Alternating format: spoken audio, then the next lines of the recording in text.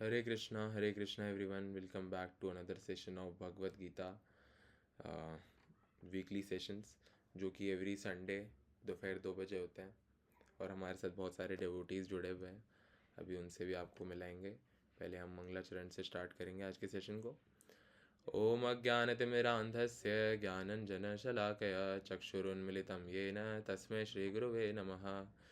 श्रीचैतन्यमनोभीष्टं स्थापितं येन भूतले स्वयं रूपकदा मह्यं ददाति स्वपदान्तिकम्। वन्देऽहं श्रीगुरो श्रीयुतपदकमलं श्रीगुरून् वैष्णवांश्च श्रीरूपं सागरजातं सहगणरघुनाथान्वितं तं सजीवं साद्वैतं सावधूतं परिजनसहितं कृष्णचैतन्यदेवं श्रीराधाकृष्णपादान् सहगणललिता श्रीविशाखान्वितांश्च।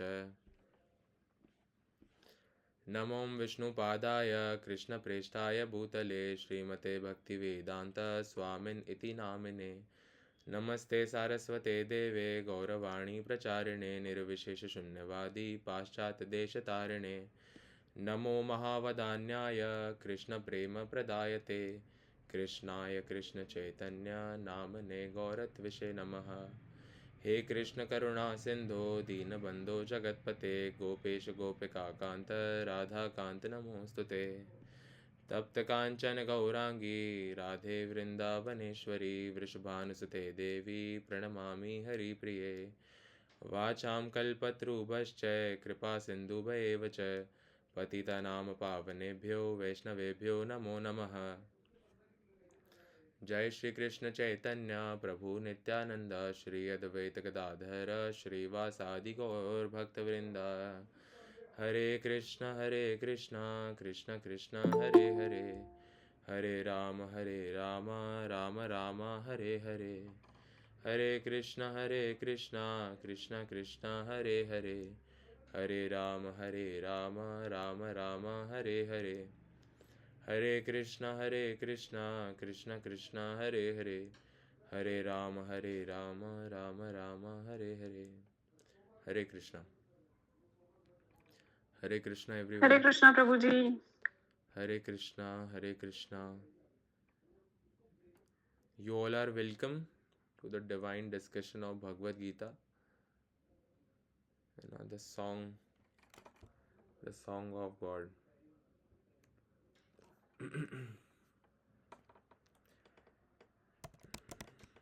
मैं प्रेजेंट कर देता हूँ एक बार स्क्रीन, उसको सब बता दीजिएगा एक बार कि विजिबल है क्या, और अगर विजिबल है then we are good to go. अभी हमने कुछ भक्तों का इंट्रोडक्शन लिया था। इंट्रोडक्शन तो क्या पूछा था कि कौन कहाँ से है।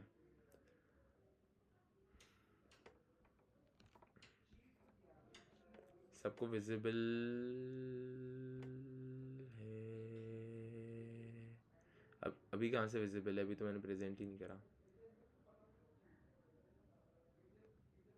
सबको विजिबल है क्या स्क्रीन? अब बताइए। थम्स अप कर देती है संभावी जी को स्पैम करने की आदत है धमाधम।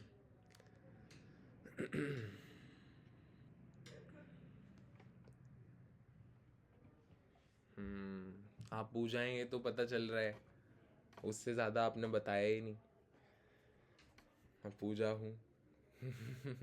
हरी बोल। चलिए अब प्रजल्पा सेशन बंद करके भगवत गीता सेशन को शुरू करते हैं। और आज का हमारा प्रभु जी टेस्ट सेशन के बाद। हाँ, टेस्ट सेशन के बाद हरी बोल। चलिए पढ़ते हैं ना।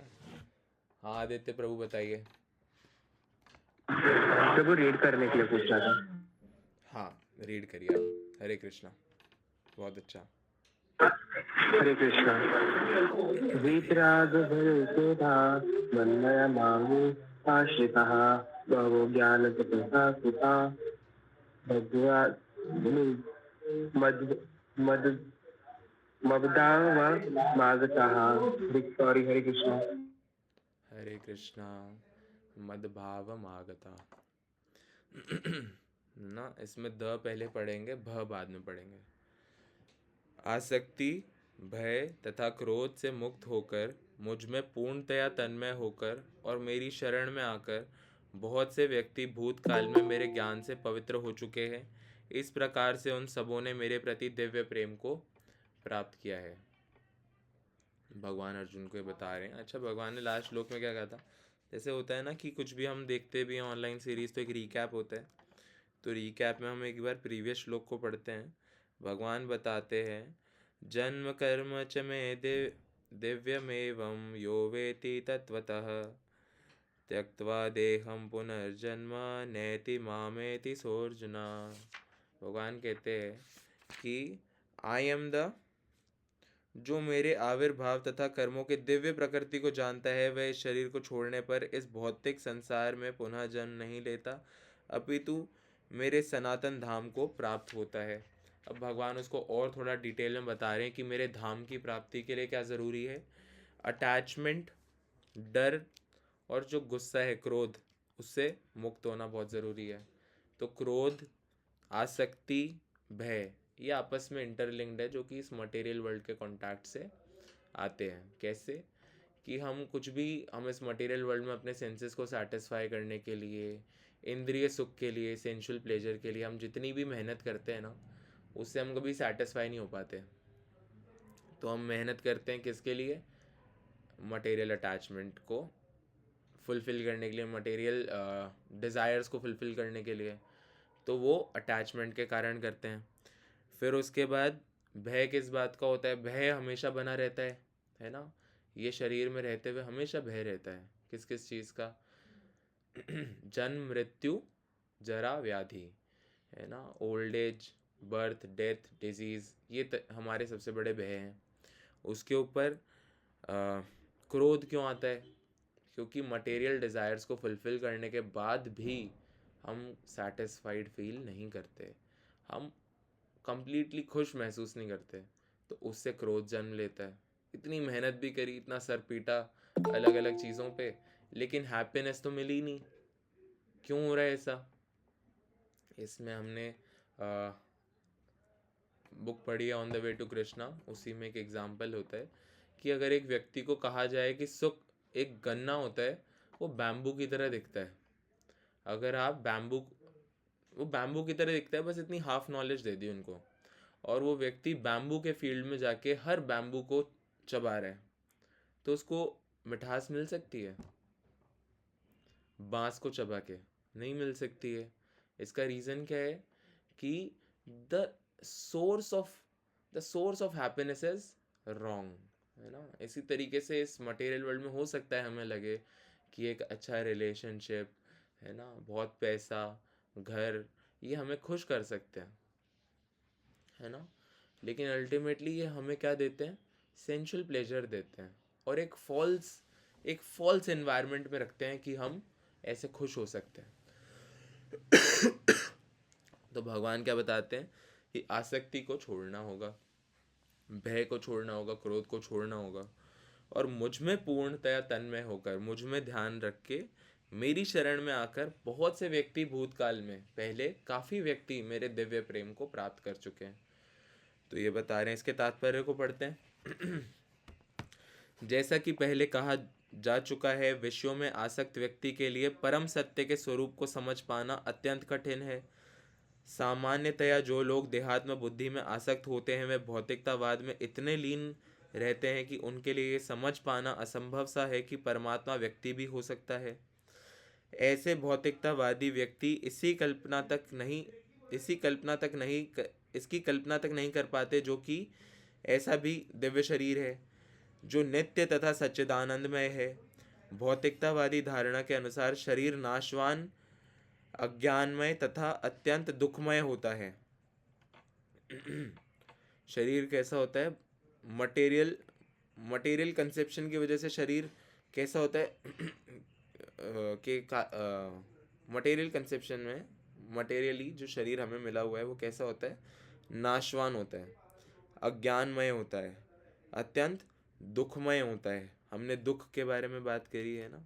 अतः जब लोगों को भगवान के साकार रूप के विषय में बताया जाता है तो उनके मन में शरीर की यही धारणा बनी रहती है। जब व्यक्तियों को बताया जाता है, लोगों को बताया जाता है कि भगवान का ऐसा दिव्य शरीर है भगवान जन्म मृत्यु के परे हैं और आप भी जन्म मृत्यु के परे हैं, अगर आप वास्तव में खुद को जानते हैं तो ऐसे में जब ये बताया जाता है तो उनके मन में वही धारणा बनी रहती है कि अरे ऐसा कैसे हो सकता है, शरीर जिसमें बीमारी ना हो फिर वो कैसा शरीर हुआ।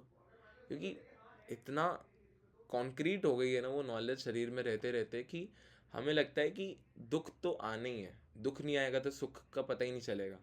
ये जो डुअलिटीज़ है ना इस मटेरियल वर्ल्ड में, उसके कंसेप्शन से, उसके एनवायरनमेंट से बाहर सोच पाना ऐसे इंसानों के लिए बहुत मुश्किल हो जाता है। ऐसे भौतिकतावादी पुरुषों के लिए विराट भौतिक जगत का स्वरूप ही परम तत्व है। ऐसे लोगों के लिए ये दुनिया ही सब कुछ है। इस दुनिया के परे जो हम परसीव ही नहीं कर पाते इस बॉडी में रहते हुए, उस नॉलेज को वो दिव्य चक्षु से, दिव्य चक्षु क्या होते हैं? शास्त्र चक्षु, शास्त्रों द्वारा हम देख सकते हैं भगवान को, भगवान के धाम को। अगर हम भागवतम पढ़ेंगे तो उसमें हमें भगवान के धाम का पूरा डिस्क्रिप्शन मिलेगा, लेकिन पढ़ेंगे तब मिलेगा ना। लेकिन अगर हम बैठे बैठे ही सोचें कि ऐसा होता होगा वैसा होता होगा, वो सब गलत है। तो इसमें ये बताया जा रहा है कि भौतिकतावादी पुरुषों के लिए जो चक्षु का मतलब होता है आंखें है ना, स्क्रिप्चर से मिली हुई आंखें, ठीक है। भौतिक जगत का स्वरूप ही परम तत्व होता है ऐसे लोगों के लिए, ठीक है। फलस्वरूप वे परमेश्वर को निराकार मानते हैं और भौतिकता में इतने तल्लीन रहते हैं कि भौतिक पदार्थों से मुक्ति के बाद भी अपना स्वरूप बनाए रखने के विचार से डरते हैं।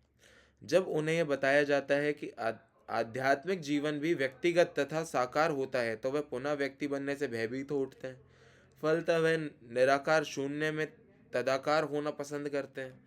क्या होता है ना, लोग इतने भयभीत हैं इस मटेरियल वर्ल्ड से, हालांकि कई लोग ये जताते नहीं है लेकिन अंदर ही अंदर बहुत डर है सबके मन में। कभी कुछ हो जाने का डर, कभी ये हो जाएगा उसका डर, है ना। जी परसों है तो ये जो अलग अलग डर है ना, इन्हीं के कारण और इस देहात्म बुद्धि के कारण और भौतिकता को ही जगत, इस भौतिक जगत को ही परम तत्व मान लेने के कारण, डिस्टर्बेंस थोड़ी आ रहा है अंदर से। गिव मी थम्स डाउन अगर नहीं आ रहा है, गिव मी थम्स अप अगर आ रहा है, ठीक है। तो भौतिक जगत को ही सब कुछ मान लेने के कारण, भय के कारण और भगवान को निराकार मानने के कारण, निराकार मतलब कि भगवान मैनेजेबल है। कॉल जय बाबू, कॉलिंग जय बाबू। सामान्यतः वे जीवों की तुलना समुद्र के बुलबुले से करते हैं। अब देखो ऐसे लोग क्या करते हैं ना,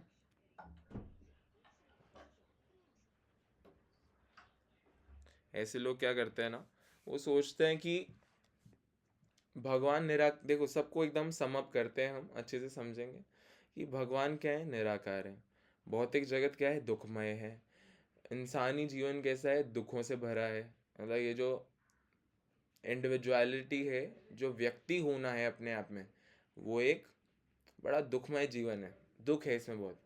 तो उसके कारण वो क्या सोचते हैं, भगवान को निराकार, और सोचते हैं कि मरने के बाद मुक्ति का क्या मतलब है, भगवान के निराकार स्वरूप में लीन हो जाना, कुछ नहीं, शून्य को पा लेना, है ना। एक प्रभु आते थे इस सेशन में, गौरव प्रभु, वो ऐसी बातें करते थे कि शून्य है, सब शून्य है। तो शून्य नहीं है, भगवान एक वास्तव, एक एक्चुअल पर्सन है और वो सुप्रीम पर्सन है और हम सब उनके अंश हैं, है ना, उनके इटर्नल पार्ट्स हैं। तो इस चीज़ को जानना इज द रियल नॉलेज। तो ऐसे व्यक्ति क्या करते हैं, अभी इसलिए नहीं आते वो क्योंकि पता नहीं क्यों नहीं आते, मुझे भी नहीं पता। सामान्यतया वे जीवों की तुलना समुद्र के बुलबुलों से करते हैं। सामान्यतः वो क्या करते हैं, जीवन की तुलना समुद्र के बुलबुलों की तरह, कि जीवन एक बुलबुले की तरह आया और बुलबुला जब फूट जाता है तो वो समुद्र में लीन हो जाता है और अपनी इंडिविजुअलिटी को खो देता है। लेकिन ऐसा सच नहीं है, हमारी इंडिविजुअलिटी बनी रहती है इन दिस लाइफ और दैट लाइफ और wherever we are, We have our individuality. Maybe I am not Tushar. Maybe I am Rakesh, Mukesh, Sanjay, someone else. But I have some body. Inside the body, I am a person. I am a soul. है ना, ये समझना ज़रूरी है. और हम तो अपनी असली उम्र भी नहीं जानते कि हमारी उम्र क्या है. न जाने कितने कितने कितने युगों पहले हमने क्या किया. हमारी उम्र क्या है. अब आप कहेंगे प्रभु I know it's 22 years. 22 years तो इस बॉडी में है, लेकिन उससे पीछे और उससे पीछे हम ये नहीं जानते. तो जो टूटने पर समुद्र में लीन हो जाता है, ऐसे बुलबुले से तुलना करते हैं. पृथक व्यक्ति में से रहित आध्यात्मिक जीवन की यह चरम सिद्धि है. ये सोचते हैं ये जीवन की भयावह अवस्था है जो आध्यात्मिक जीवन के पूर्ण ज्ञान से रहित है. ये बहुत भयावह स्थिति है, मतलब बहुत ही है ना दयनीय स्थिति है. एट द सेम टाइम बहुत ही मुश्किल में है वो व्यक्ति जो भगवान को नहीं समझ सकता. क्यों, ऐसा क्यों है? इसके अतिरिक्त ऐसा बहुत से मनुष्य हैं जो आध्यात्मिक जीवन को तनिक भी समझ नहीं पाते. कुछ हैं जो गलत फॉल्स कंसेप्शन के साथ जीते हैं कि भगवान है तो वो निराकार हैं, या ऐसे हैं या वैसे हैं अपने हिसाब से. Now everyone, like 90% of the population knows that God is great. God is great. But how God is great? ऐसा क्या है भगवान में कि वो ग्रेट है? Very few people know. बहुत कम लोग जानते हैं, क्योंकि बहुत कम लोग शास्त्र का पाठ करते हैं, भगवान को जानने की इच्छा रखते हैं. वो अपने ही फॉल्स कंसेप्शन के साथ खुश रहते हैं. अरे मेरे में भगवान में बहुत विश्वास है, मेरे को और नहीं जानना, भगवत गीता आप ही रखो, मुझे मत बताओ ये सब. ऐसा है ना, क्योंकि अपने मटेरियल सेंस एंजॉयमेंट में उनका ज़्यादा मन लगता है. ठीक है. अनेक वादों तथा दार्शनिक चिंतन की विविध विसंगतियों से परेशान होकर वे ऊब उठते हैं या कुद्र हो जाते हैं और मूर्खतावश ये निष्कर्ष निकालते हैं कि परम कारण जैसा कुछ नहीं है. अब कई लोग होते हैं जो बिल्कुल ही नहीं मानते भगवान को, एकदम ही नास्तिक होते हैं, है ना. ऐसा क्यों होता है? क्योंकि वो इतने परेशान हो जाते हैं. किस बात से परेशान हो जाते हैं? अलग अलग दार्शनिक चिंतन की विविध विसंगतियों से परेशान होकर सोचते हैं कोई कुछ कह रहा है, कोई कुछ कह रहा है. अब कोई तो कह रहा है भगवान ऐसे होते हैं, कोई कह रहा है भगवान ऐसे होते हैं. तो सबसे ऊब के, सबसे परेशान होके वो सोचते हैं, अंत में क्या कंक्लूजन निकालते हैं कि कुछ भी नहीं है. प्रत्येक वस्तु अंतोगत्वा शून्य है. ऐसे लोग जीवन की रुग्णावस्था में होते हैं, बहुत दुखद अवस्था में होते हैं, बहुत दुखद अवस्था. कुछ लोग भौतिकता में इतने आसक्त रहते हैं कि वे आध्यात्मिक जीवन की ओर कोई ध्यान नहीं देते. कई सारे लोग ऐसे होते हैं जो अपने कामों में इतना उलझे हुए हैं, जॉब, फिर ये फिर वो, फिर पूरा दिन भर निकाल दिया, शाम को बस सो गए, हिम्मत ही नहीं बची कुछ करने की. इतना ज़्यादा श्रम कर रहे हैं, और श्रम भी क्यों कर रहे हैं? पैसे कमाने के लिए. पैसे क्यों कमा रहे हैं? इंद्रिय तृप्ति के लिए और इस बॉडी को मेंटेन करने के लिए. कई लोग होते हैं जो ऑलरेडी बहुत कमाते हैं, स्टिल अपने बिजनेस को और एक्सपैंड और बड़ा करना है बिजनेस, उसमें लगे रहते हैं, क्योंकि उन्हें लगता है कि ज़्यादा पैसे कमा के उन पैसों को दीवारों में चुनवा के, बेड के नीचे छुपा के वो पता नहीं क्या प्राप्त कर लेंगे. लेकिन अल्टीमेटली क्या होगा? वो पैसे भी वो बेचारे यूज़ तो कर नहीं पाएंगे, क्योंकि कौन दीवारों को खोद खोद के उन पैसों को निकालेगा?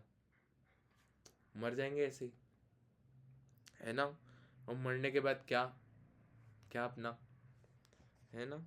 और जिनके लिए हम छोड़ के जाएंगे वो भी मर जाएंगे कभी ना कभी. तो इस बात को समझना बहुत ज़रूरी है. और जिस शरीर को हम इतना पाल पोस रहे हैं, वो शरीर भी हमारा नहीं है जब तक ये आत्मा को रखने लायक है. जब ये शरीर काम का नहीं रहेगा तो आत्मा इसको भी छोड़ के दूसरे शरीर को प्राप्त करेगी.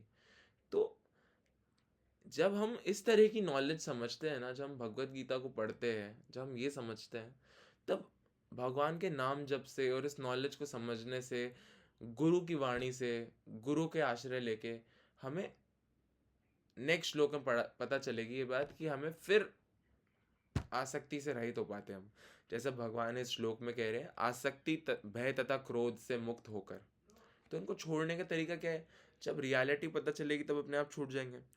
कुछ लोग भौतिकता में इतने आसक्त रहते हैं कि वो आध्यात्मिक जीवन की ओर कोई ध्यान ही नहीं देते, और कुछ लोग तो निराशावश सभी प्रकार के आध्यात्मिक चिंतनों से कुद्र होकर प्रत्येक वस्तु पर अविश्वास करने लगते हैं।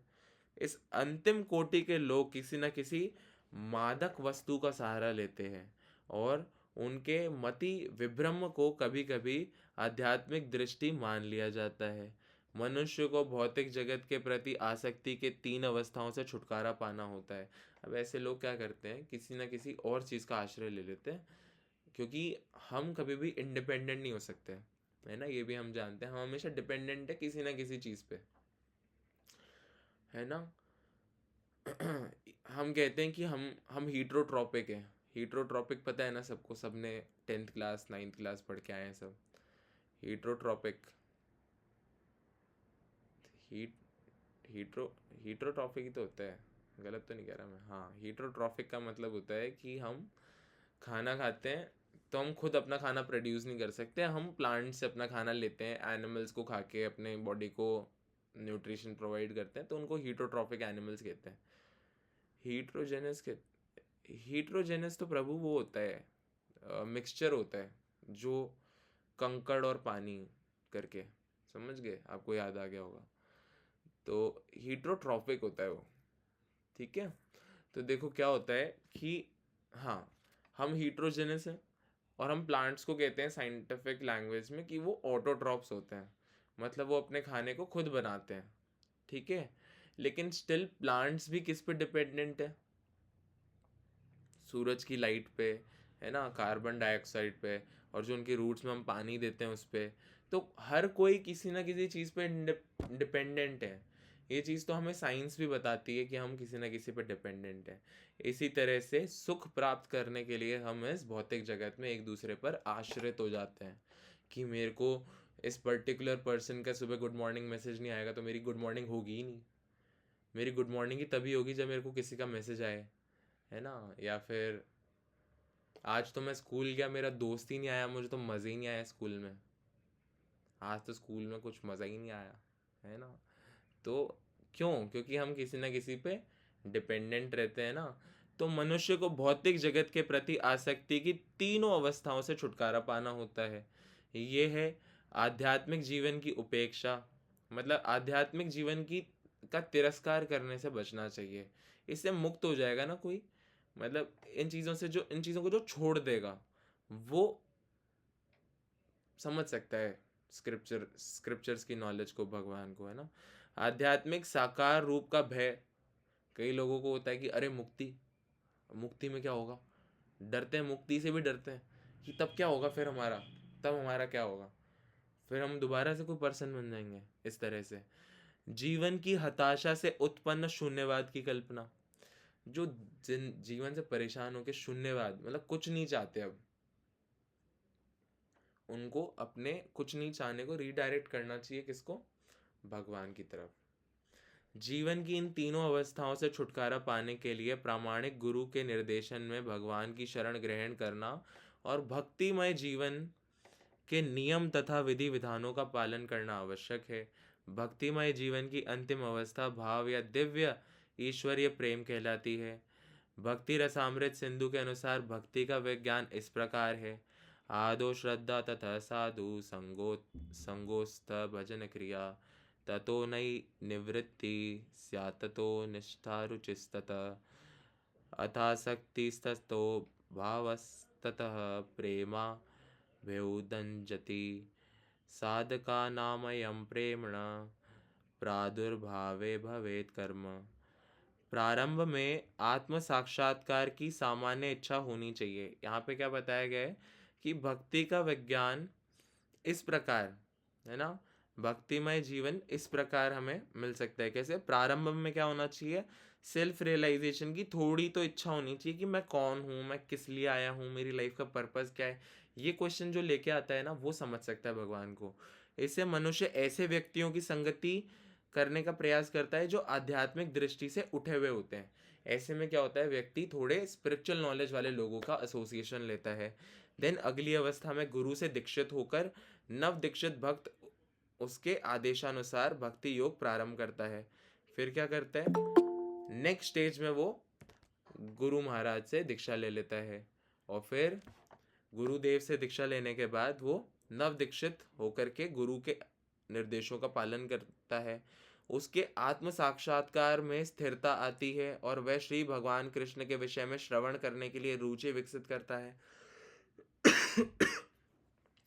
देन जो आत्मज्ञान है, आत्म साक्षात्कार, उसमें स्थिरता आती है ना, उसमें हम फिर डेविएट नहीं होते और श्री भगवान कृष्ण के विषय में सुन करके और रुचि अपनी बढ़ाता है। इस रुचि से आगे चलकर कृष्ण भावनामृत में आसक्ति उत्पन्न होती है। अब भौतिक जगत की आसक्ति से आसक्ति कहाँ रिडायरेक्ट हो गई, भगवान में, जो भाव में अथवा भगवत प्रेम के प्रथम सोपान में परिपक्व होती है। फिर वो भाव में देन भगवान के प्रेम में परिपक्व हो जाती है। ईश्वर के प्रति प्रेम ही जीवन की सार्थकता है। तो भगवान का जो प्रेम है, कृष्ण प्रेम, वो दिव्य प्रेम भक्ति ही हमारी लाइफ का एक्चुअल गोल है। प्रेम अवस्था में भक्त भगवान की दिव्य प्रेमा भक्ति में निरंतर लीन रहता है। अतः भक्ति की मंद विधि से प्रामाणिक गुरु के निर्देश में सर्वोच्च अवस्था प्राप्त की जा सकती है और समस्त भौतिक आसक्ति, व्यक्तिगत आध्यात्मिक स्वरूप के भय तथा शून्यवाद से उत्पन्न हताशा से मुक्त हुआ जा सकता है। तभी मनुष्य को अंत में भगवान के धाम की प्राप्ति हो सकती है। बहुत इम्पोर्टेंट श्लोक है, बहुत कुछ जानने को मिला कि 3 तरह की चीज़ें हमें छोड़नी पड़ेगी। क्या क्या, जो फॉल्स कंसेप्शन है कि शून्य है सब कुछ, लास्ट में जाके शून्य हो जाता है और शून्य वगैरह है ना, और आध्यात्मिक जीवन से डर जो है वो, और साथ ही आध्यात्मिक नॉलेज के प्रति जो तिरस्कार भावना है, जो उपेक्षा है, उसको छोड़ करके हम एक गुरु की शरण में आके धीरे धीरे हमें पता चला कि कैसे हम भक्ति में आगे बढ़ते हैं और भगवान के धाम को प्राप्त कर सकते हैं। तो हम सब तो उसी डायरेक्शन में बहुत अच्छे से चल रहे हैं। तो congratulation to you all and me as well and to all the devotees जो इतनी पतित स्थिति में भी भगवान का नाम का जप करते हैं। हरि बोल। तो कभी भी हमें भक्ति में निराश नहीं होना है कि भगवान कब मिलेंगे, कैसे मिलेंगे। आप भक्ति करते रहिए, भगवान आपको सब दे देते हैं। अब ये भी आपको पता चलेगा शायद अगले श्लोक में, आई बिलीव कि ऐसा भी हमें पता चलेगा अगले श्लोक में, है ना। नेक्स्ट श्लोक,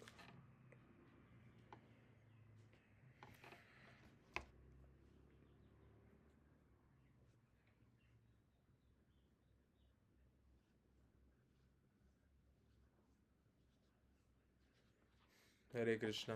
कौन पढ़ेगा? पूजा माता जी पढ़ी है।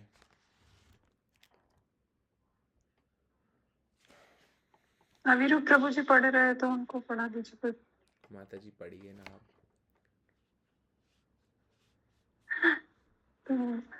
हरे कृष्णा।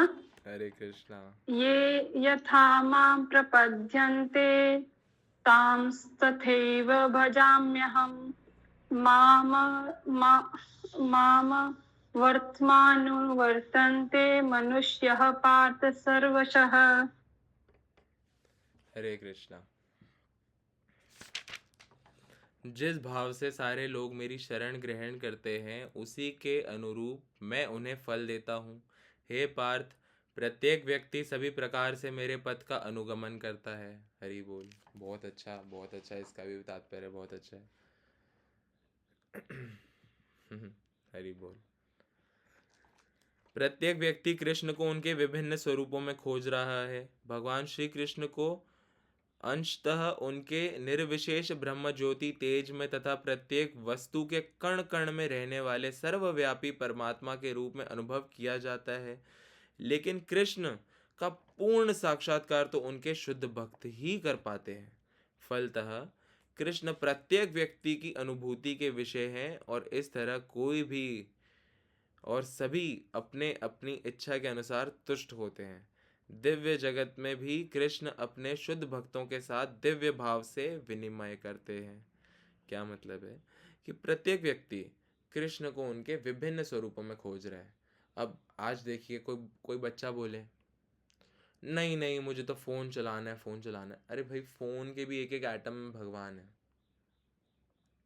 वास्तव में तो हमारी जो आत्मा है वो भगवान की खोज कर रही है, लेकिन मटेरियल कवरिंग के कारण हम हमारी इंद्रियों को तुष्ट करने में लग जाते हैं और भगवान से एक दूरी बना लेते हैं, है ना। भगवान के ज्ञान से, भगवान की भक्ति से थोड़ी दूरी बना लेते हैं, लेकिन फिर भी हम भगवान के परमात्मा रूप और ब्रह्म रूप के अंतर्गत रहते हैं और उनकी खोज करते रहते हैं।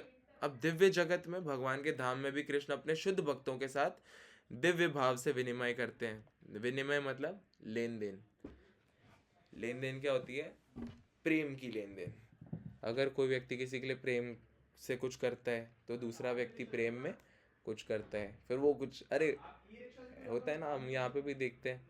कैसे कि सपोज कि मैंने रजत प्रभु को एक रसगुल्ला खिला दिया, तो रजत प्रभु अगले दिन मेरे लिए दाल बाटी बना देंगे। वो बोलेंगे, सोचेंगे कि दाल बाटी प्रभु को बहुत पसंद है।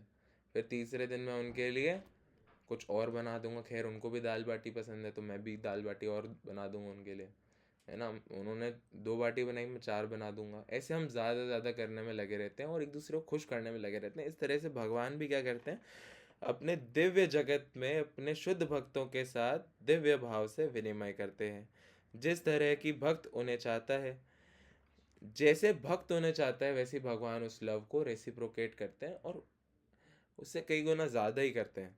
कोई एक भक्त कृष्ण को परम स्वामी के रूप में चाह सकता है। अब देखिए, भक्तों की भी श्रेणियां हैं। भक्त कैसे भगवान को चाहते हैं ना। कोई एक भक्त कृष्ण को अपने परम स्वामी के रूप में चाह सकता है, दूसरा अपने सखा के रूप में, तीसरा अपने पुत्र के रूप में और चौथा अपने प्रेमी के रूप में। कृष्ण सभी भक्तों को समान रूप से उनके प्रेम की प्रगाढ़ता के अनुसार फल देते हैं। जिसका जैसा जैसा प्रेम होता है ना, उसके अकॉर्डिंगली भगवान सबको क्या करते हैं? फल देते हैं। भौतिक जगत में भी ऐसी ही विनिमय की अनुभूतियां होती है और वे विभिन्न प्रकार के भक्तों के अनुसार भगवान द्वारा समभाव से विनिमय की जाती है। भौतिक जगत में भी इस तरह की अनुभूतियां होती है, रियलाइजेशंस होते हैं अलग अलग। कि देखो, आज मैं मंदिर गया, बारिश का इतना मौसम, भगवान ने कितनी कृपा करी कि बारिश ही नहीं करी पूरे रास्ते। कितनी आसानी से मैं मंदिर आ गया, भगवान मुझसे कितना प्रेम करते हैं, है ना। इस तरह की अनुभूतियां होती है ना। या फिर मैं कितना पापी हूँ, फिर भी भगवान डेली कितना अच्छा खाना खिलाते हैं, है ना। कितना अच्छा परिवार दिया है, कितनी अच्छी भक्ति के साधन दिए हैं। इस तरह से अलग अलग अनुभूतियाँ होती है। शुद्ध भक्त यहाँ पर और दिव्य धाम में श्री कृष्ण का सानिध्य प्राप्त करते हैं और भगवान की साकार सेवा कर सकते हैं। इस तरह वे उनकी प्रेमा भक्ति का दिव्य आनंद प्राप्त करते हैं। किंतु जो निर्विशेषवादी हैं, अच्छा देखिए, शुद्ध भक्त यहाँ पर दिव्य धाम में श्री कृष्ण का सानिध्य प्राप्त करते हैं और भगवान की साकार सेवा कर सकते हैं। इस तरह वे उनकी प्रेम भक्ति का दिव्य आनंद प्राप्त करते हैं। जो भगवान की भक्ति है उसमें जो दिव्य आनंद है उसको इस तरह से प्राप्त करते हैं। किंतु जो निर्विशेषवादी हैं, निर्विशेषवादी का क्या अर्थ है? जो भगवान के स्वरूप को नकारते हैं और जो जीवात्मा के अस्तित्व को मिटाकर आध्यात्मिक आत्मघात करना चाहते हैं। ठीक है। जो जीवात्मा के अस्तित्व को मिटाकर आध्यात्मिक आत्मघात करना चाहते हैं, मतलब जो जीवात्मा का अस्तित्व है उसको मिटा करके, मतलब अपनी लाइफ को मिटा करके क्या करना चाहते हैं? आध्यात्मिक आत्मघात। आत्मघात क्या होता है? खुद को ही हानि पहुंचाना करना चाहते हैं ना। कृष्ण उनको भी अपने तेज में लीन करके उनकी सहायता करते हैं। ऐसे निर्विशेषवादी सच्चिदानंद भगवान को स्वीकार नहीं करते, फलतः वे अपने व्यक्तित्व को मिटाकर भगवान की दिव्य सगुण भक्ति के आनंद को प्राप्त नहीं करते। उनमें से कुछ जो निर्विशेष सत्ता में दृढ़ता पूर्वक स्थित नहीं हो पाते, वे अपनी कार्य करने की सुप्त इच्छाओं को प्रदर्शित करने के लिए इस भौतिक क्षेत्र में वापस आते हैं। भगवान ऐसे लोगों को क्या करते हैं ना, तो भगवान के निराकार स्वरूप को मानते हैं, वो उनको अपनी ब्रह्म ज्योति में लीन कर लेते हैं, और वो क्योंकि उनकी टेंडेंसी एंजॉय करने की, वो दोबारा इस भौतिक जगत में आ जाते हैं। फिर उनको दोबारा से अवसर मिलता है कभी भगवान की भक्ति करने का, और दोबारा से भगवान को एक्चुअल में जानने का। उन्हें वैकुंठ लोक में, अब ऐसे लोगों को वैकुंठ लोक में प्रवेश करने नहीं दिया जाता, किंतु उन्हें भौतिक लोक में कार्य करने का अवसर प्रदान किया जाता है। अब उन्हें वैकुंठ लोक में भगवान की भक्तिमय सेवा का अवसर नहीं मिलता, लेकिन उनको क्या अवसर मिलता है कि आप दोबारा से भौतिक जगत में जाइए और इस बार अपना असाइनमेंट ढंग से करके लाइए। जैसे टीचर्स नहीं बोलते कैसी हैंड राइटिंग है, वापस लेके जाओ और ढंग से लिख के लाना, है ना। तो फिर वो दोबारा से रीचेक होके, चलो अब आ जाओ, अंदर आओ। जो सकाम कर्मी हैं, भगवान उन्हें यज्ञेश्वर के रूप में उनके कर्मों का वांछित फल देते हैं। जो अच्छे काम करते हैं उनको भगवान यज्ञेश्वर, मतलब लॉर्ड ऑफ सैक्रिफाइस, जो जो काम करते हैं ना, उनके सैक्रिफाइसेस को देखते हुए भगवान उनको उसके अकॉर्डिंग क्या देते हैं, फल देते हैं, है ना। जो योगी हैं और योग शक्ति की खोज में रहते हैं, उन्हें योग शक्ति प्रदान करते हैं। मतलब जो योगी हैं, जो भगवान से जुड़ना चाहते हैं, उनको वो शक्ति प्रदान करते हैं।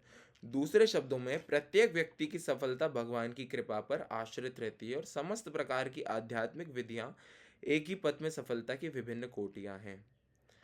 क्या मतलब है कि जो भी हम दूसरे शब्दों में प्रत्येक व्यक्ति की सफलता, हर व्यक्ति की सफलता भगवान की कृपा पर आश्रित होती है। हम खुद से चाहें तो कुछ नहीं कर सकते, हम खुद कुछ भी नहीं है, हम इत्तू बित्तू से हैं एकदम। और भगवान बहुत बड़े हैं ना, भगवान सब कुछ हैं और हम उनके बहुत छोटे फ्रेगमेंटल पार्ट हैं, तो हम उन पर पूरी तरह से डिपेंडेंट हैं, और उनकी कृपा के बिना हमें वो साधन भी नहीं मिलते। आज हम चैंटिंग भी कर रहे हैं ना, तो चैंटिंग भी हम करते हैं गुरु और भगवान की कृपा से, नहीं तो हम नहीं कर सकते चैंटिंग। किसने हमें नाम दिया भगवान का, है ना। किसने हमें बताया भगवान कौन है, नहीं तो इस भौतिक जगत में आने के बाद तो न जाने हर कोई अपने खुद के भगवान बना बना के घूमते हैं। तो ऐसे में हमें वाकई में हमारे परम ईश्वर भगवान से जो हमें अवगत करा दे, रूबरू करवा दे, ऐसे गुरु का आश्रय बहुत ज़रूरी है। गुरु की, भगवान की कृपा बहुत ज़रूरी है भगवान को जानने के लिए, है ना। और जो ये अलग अलग स्टेजेस जो हम पढ़ रहे हैं, ये सभी एक ही रास्ते के अलग अलग स्टेज हैं, ठीक है। अंत में सब भगवान को ही चाहते हैं, लेकिन कोई थोड़ा यहाँ से घूम के भगवान के पास जाता है, कोई यहाँ से घूम के जाता है, और कोई एकदम स्ट्रेट भगवान की तरफ जाता है। ये भी पढ़ा होगा आपने, है ना, डिस्टेंस एंड डिस्प्लेसमेंट। डिस्प्लेसमेंट मतलब एकदम शॉर्टेस्ट पाथ टू गॉड, और एक असुर भी जो है वो भगवान के पास ही जाएंगे। कैसे? अंत में भगवान ही उनका संहार करेंगे, है ना, कल की अवतार के रूप में। तो उनको भी भगवत प्राप्ति होगी, लेकिन वाई सो लेट। 4,32,000 पता नहीं कितने साल हैं इस कलयुग के, इतना यहाँ पे अपनी आत्मा को प्रताड़ित करने के बाद भगवान का धाम प्राप्त हो। इससे बेहतर भगवान को जाने हम, और भगवान की दिव्य प्रेम भक्ति प्राप्त करके उनकी सेवा में लग जाएं। अतः जब तक कोई कृष्ण भावनामृत की सर्वोच्च सिद्धि तक नहीं पहुंच जाता, तब तक सारे प्रयास अपूर्ण रहते हैं। जैसा कि श्रीमद् भागवत में कहा गया है, अकाम सर्व कामो वा मोक्ष काम उदारधि त्रिवेण भक्ति योगेन यजेत पुरुषम परम। मनुष्य चाहे निष्काम हो या फल का इच्छुक हो, या मुक्ति का इच्छुक ही क्यों ना हो, उसे पूरे सामर्थ्य से भगवान की सेवा करनी चाहिए, जिससे उसे पूर्ण सिद्धि प्राप्त हो सके, जिसका प्रयासवान कृष्ण भावनामृत में होता है। हरि बोल, हरे कृष्ण। इसका क्या मतलब है कि किसी भी व्यक्ति को पूरी पूरी श्रद्धा से भगवान के लिए सेवा करनी चाहिए, भगवान की सेवा करनी चाहिए, जिससे उन्हें क्या मिलेगा, फलतः भगवान की दिव्य प्रेम भक्ति मिलेगी। और सर्वोच्च सिद्धि जो होती है वो उसका जो प्रयासवान होता है, वो अंत में अपने आप को कृष्ण भावनामृत में ही पाता है ना, कृष्ण कॉन्शियसनेस में ही पाता है ना। चलिए नेक्स्ट श्लोक की तरफ चलते हैं।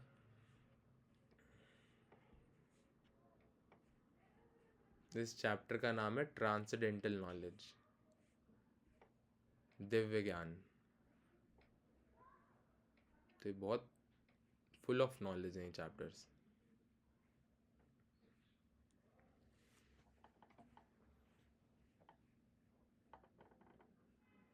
कौन पढ़ेगा? हरे कृष्णा। अच्छा, सब हैं तो सही ना यहाँ पे? Give me a thumbs up.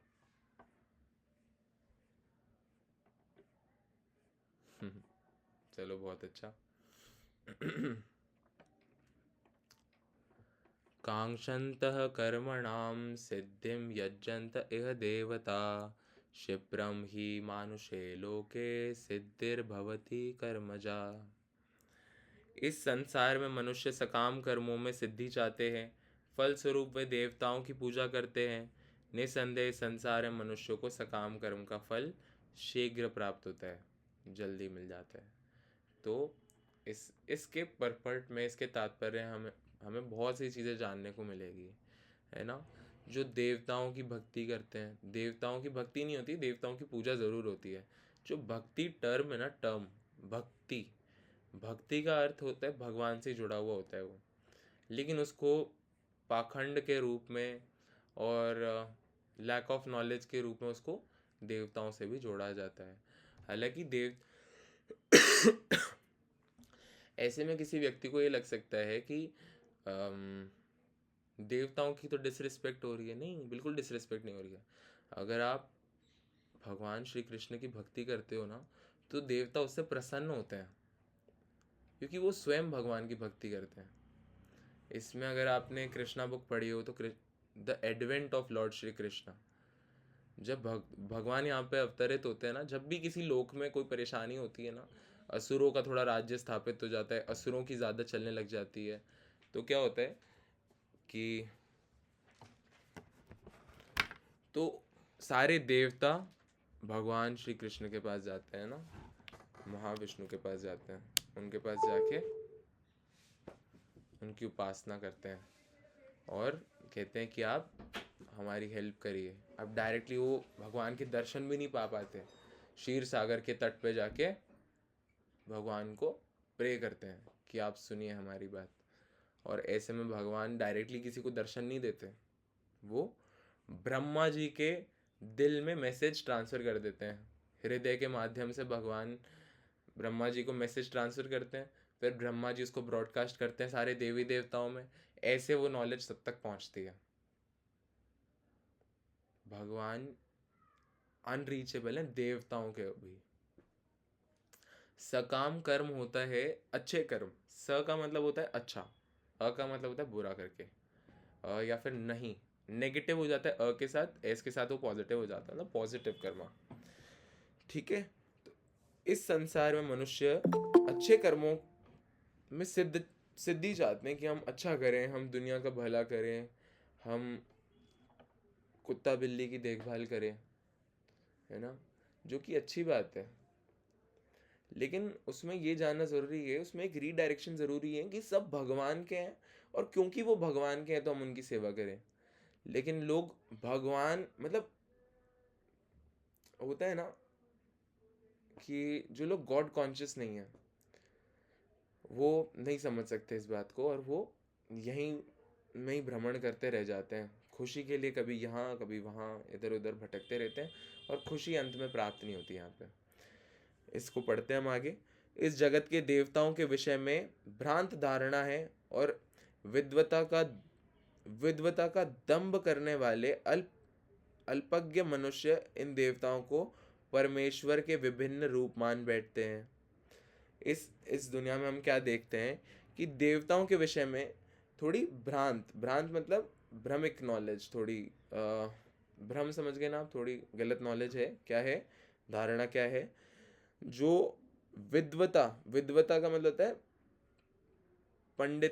Pandita, मतलब पंडित होना, किसी की कैरेक्टरिस्टिक को पंडित होना, वो व्यक्ति नहीं, पंडित होने का दंभ करने वाले, मतलब थोड़ी लो पंडित लेवल नॉलेज, मतलब पंडित का अर्थ होता है ज्ञानी व्यक्ति, ब्राह्मण व्यक्ति, ठीक है। लेकिन जिनके अंदर एक्चुअली नॉलेज नहीं है कंप्लीटली, वो क्या करते हैं ना बिना थोड़े अधूरी नॉलेज वाले मनुष्य देवताओं को परमेश्वर के विभिन्न रूप मान बैठते हैं। नाटक नाटक भी कह सकते हैं हम। तो देवताओं को परमेश्वर के विभिन्न रूप मान बैठते हैं। वस्तुतः ये देवता ईश्वर के विभिन्न रूप नहीं होते, किंतु वे ईश्वर के विभिन्न अंश होते हैं। ईश्वर के रूप कैसे होते हैं? लॉर्ड रामचंद्र, लॉर्ड श्री कृष्ण, नरसिम्हदेव, ये हैं भगवान के रूप। और भगवान के अंश कौन होते हैं? सारे देवी देवता भगवान के अंश हैं। जैसे हम हैं उसी तरह से वो भी भगवान के अंश हैं, लेकिन भगवान ने उनको थोड़ी अथॉरिटिव पावर दे रखी है कि आप पानी के डिपार्टमेंट को आप संभालिए। जैसे गवर्नमेंट में होता है ना कि जो प्राइम मिनिस्टर होते हैं या प्रेसिडेंट होते हैं, ये होते हैं लीडर्स, और ये क्या करते हैं, ये चुनते हैं लोगों को कि आप यहाँ के ऑफिसर बन जाइए, यहाँ के सीएम बन जाइए, आप पानी के डिपार्टमेंट को संभालो, आप खेल कूद के डिपार्टमेंट को संभालो, है ना, एजुकेशन मिनिस्टर। तो इसी तरीके से पूरे ब्रह्मांड के सारे मनुष्यों के जो एजुकेशन मिनिस्ट्रेस है वो है सरस्वती देवी। इसी तरीके से हमें अलग अलग डिपार्टमेंट्स को संभालने वाले अलग अलग देवी देवता मिलते हैं, जो कि हम अब नरेंद्र मोदी पहले थे तो चाय वाले ना, तो नरेंद्र मोदी तो वो वोट और इलेक्शन के बाद बने। नरेंद्र मोदी के ज़्यादा एग्जाम्पल आने लगे और ये यूट्यूब पे भी डलते हैं। जय हो। तो ये समझना ज़रूरी है। तो ये देवता ईश्वर के विभिन्न रूप नहीं होते, किंतु वे ईश्वर के विभिन्न अंश होते हैं। ईश्वर तो एक है, किंतु अंश अनेक हैं। वेदों का कथन है, नित्यो नित्यानाम। ईश्वर एक है, ईश्वर परम कृष्ण, कृष्ण ही एकमात्र परमेश्वर है, और सभी देवताओं को इस भौतिक जगत का प्रबंध करने के लिए शक्तियां प्राप्त हैं। समझ गए सभी? ईश्वर एक है, नित्यो नित्यानाम, ईश्वर एक है, ईश्वरः परम कृष्ण, कृष्ण ही एकमात्र ईश्वर हैं, और सभी देवताओं को इस भौतिक जगत का प्रबंध करने के लिए, प्रबंध का क्या मतलब है, फैसिलिटीज प्रोवाइड करने के लिए थोड़ी पावर्स दे रखी है। ठीक है, जैसे इंद्र को क्या पावर दे रखी है कि आप बारिश करो, उस बारिश से ही हमें अल्टीमेटली फूड मिलता है ना। तो इस भौतिक जगत को मेंटेन करने के लिए, नेचर को मेंटेन करने के लिए और सब चीज़ों को मेंटेन करने के लिए भगवान ने अलग अलग पावर्स दे रखी है अलग अलग देवताओं को।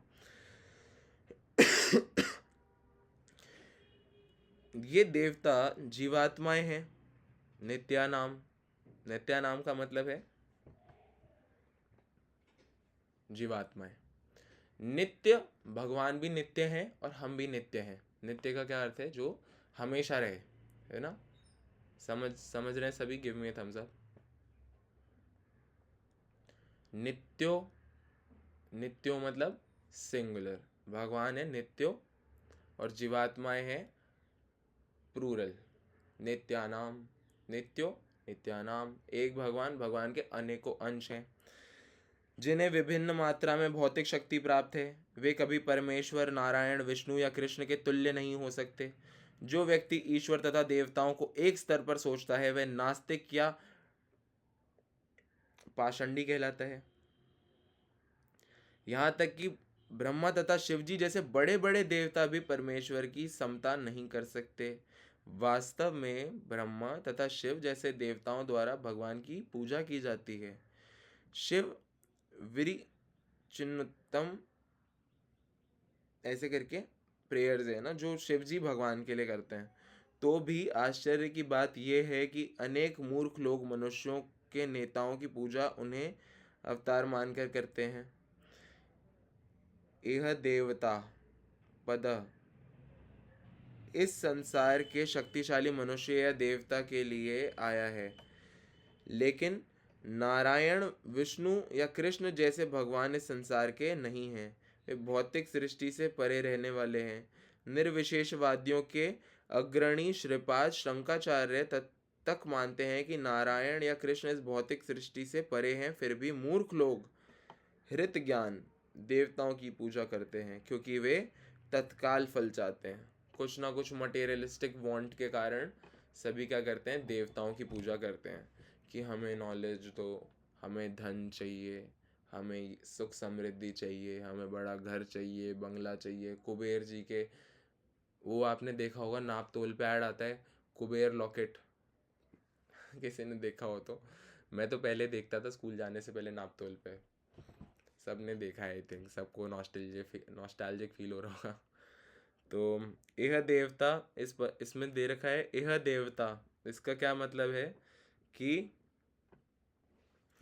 संसार के शक्तिशाली मनुष्य या देवता के लिए आया है, मतलब संसार में शक्तिशाली हैं, लेकिन ये भी नारायण, विष्णु या कृष्ण जैसे भगवान इस संसार के नहीं है भगवान।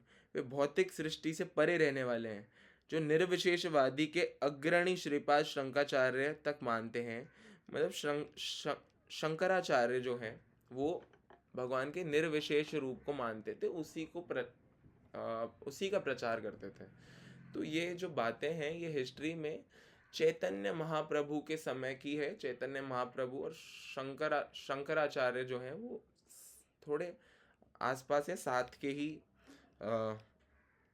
जो स्पिरिचुअल लीडर्स हैं वो भी भगवान को मानते हैं।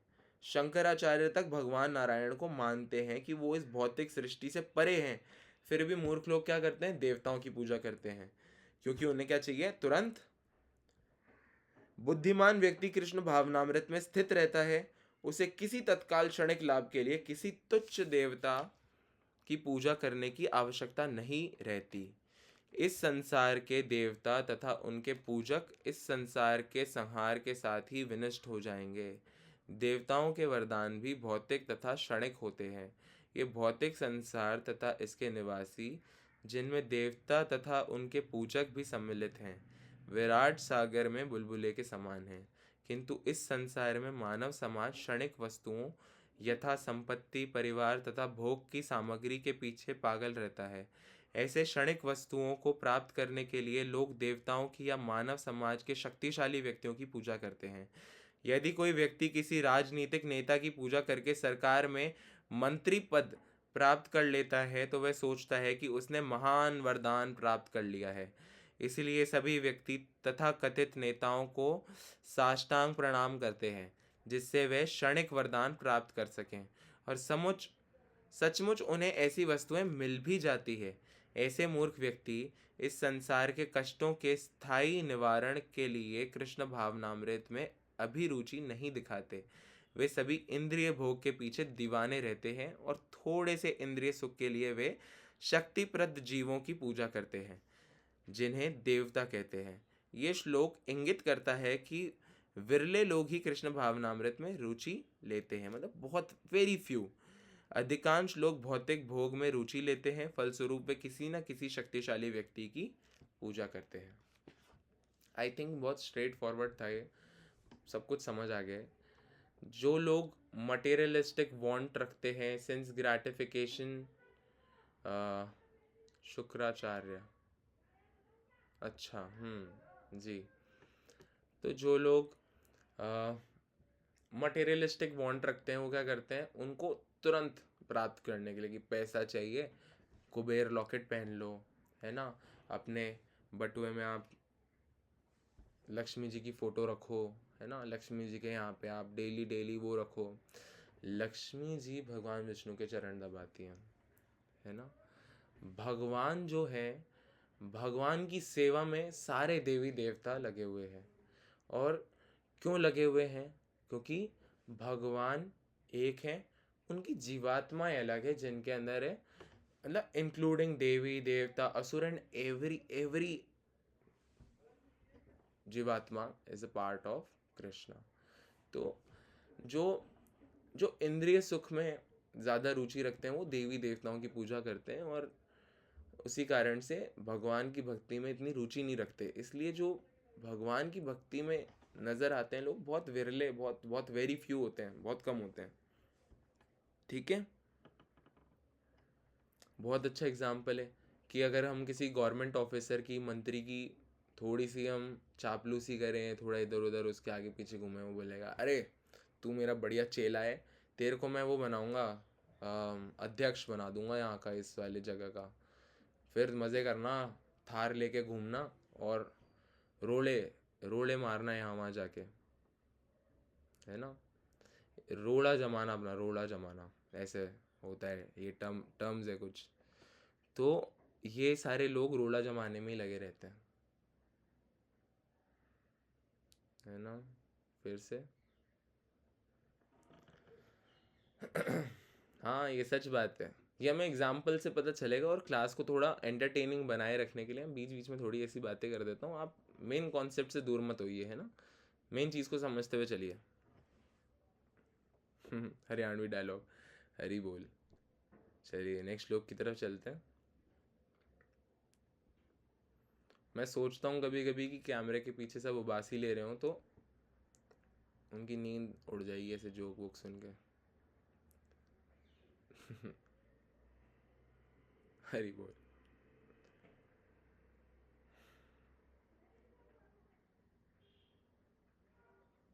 कौन पढ़ेगा?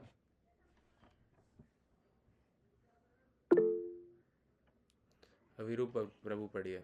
हरे कृष्णा। हरे कृष्णा। हरे कृष्णा। चतुर्वर्ण्यं मया सृष्टं गुणः कर्म विभागशः तस्य कर्तारम् अपि मम विद्या कर्तारम् अव्ययम्। हरे कृष्ण। हरे कृष्णा। प्रकृति के 3 गुणों और उनके संबंध कर्म के अनुसार मेरे द्वारा मानव समाज के 4 विभाग रचे गए। यद्यपि मैं इस व्यवस्था का सृष्टा हूँ, किंतु तुम ये जान लो कि मैं इतने पर भी अव्यय अकर्ता हूँ। भगवान कह रहे हैं कि आई क्रिएटेड द 4 वर्णास, है ना। वर्ण और आश्रम क्या होते हैं? वर्ण ब्राह्मण, क्षत्रिय, शूद्र और वैश्य। आश्रम कौन से होते हैं? ब्रह्मचर्य, गृहस्थ, वानप्रस्थ और सन्यास। तो भगवान के क्रिएट करे हुए हैं ये, क्योंकि ये वेदों में लिखे हैं। और वेद किसी के लिखे हुए नहीं है, वेद प्रकट हुए हैं भगवान की दिव्य ऊर्जा से। वेद भगवान ने प्रकट करे हैं, मतलब मैनुअल भगवान ने दे दिया है कि ये प्रोडक्ट है, इसको ऐसे यूज़ करना है, this is the manual, please use it, kindly open the manual and read it. तो इस तरीके से हमें पता चलता है कि हमें इस जीवन का क्या अल्टीमेट गोल है, क्योंकि भौतिक स्पर्श, बहुत मटेरियल कॉन्टैक्ट के कारण our knowledge is very limited, but Bhagwan has provided with us enough knowledge that we can read the scriptures, understand the scriptures and at the end get back to Godhead. इतना भगवान ने हमें फिर भी knowledge दी है, तो उस knowledge का सही यूज़ यही है कि हम भगवत गीता पढ़े, भागवतम पढ़े, है ना, भगवान को जानने में रुचि रखें और हमारे भक्तिमय कर्मों के साथ भगवान के धाम को प्राप्त करें। तो प्रकृति के 3 गुण भगवान ने बनाए हैं, है ना। क्या क्या है? सतोगुण, रजोगुण और तमोगुण। वो भगवान के द्वारा रचे गए। और जो व्यवस्था है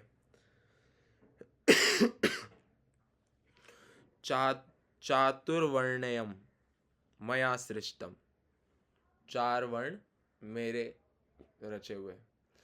गुण कर्म विभागश्च, जो गुण हैं प्रकृति के, कर्म है उनका जो विभाग है, वो सब मेरा बनाया हुआ है और मैं इन सब से ऊपर हूँ। अब मेरा बनाया हुआ है तो मैं तो इनसे ऊपर हूँ, समझ गए। तो ये समझने वाली बात है कि भगवान इनके अंतर्गत नहीं आते। भगवान सतगुण, तम गुण, इनके अंदर भगवान नहीं आते, ये इसमें बताया जा रहा है। इसको फटाफट पढ़ते हैं, है ना। और टाइम हो गया है ऑलरेडी, तो इसके बाद एक श्लोक और कर लेंगे अगर आप लोग कहेंगे तो, नहीं तो एंड कर देंगे।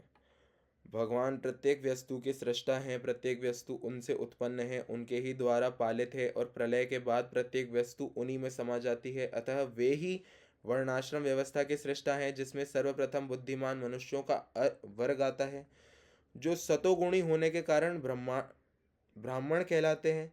द्वितीय वर्ग प्रशासक वर्ग का है, जिन्हें रजोगुणी होने के कारण क्षत्रिय कहा जाता है। वणिक वर्ग या वैश्य कहलाने वाले लोग रजो तथा तमोगुण के मिश्रण से युक्त होते हैं, और शूद्र तथा श्रमिक वर्ग के लोग तमोगुणी होते हैं।